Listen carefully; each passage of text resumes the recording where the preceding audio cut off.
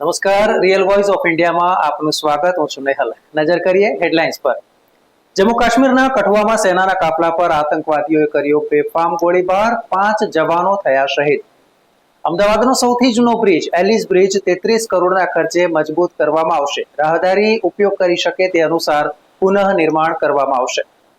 મહિલાઓને period leave આપવી જરૂરી, પરંતુ ફરજિયાત રજાથી મુશ્કેલી વધશે. સુપ્રીમની સરકારને સલાહ.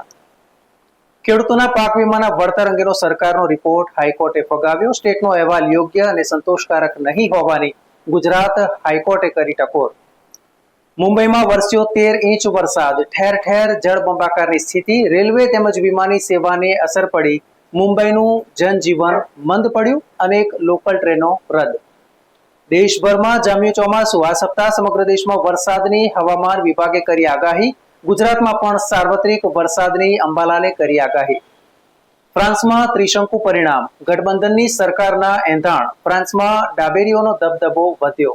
ન્યૂઝ, વ્યૂઝ અને એનાલિસિસ માટે આપ જોતા રહો રિયલ વોઇસ ઓફ ઇન્ડિયા. નમસ્કાર.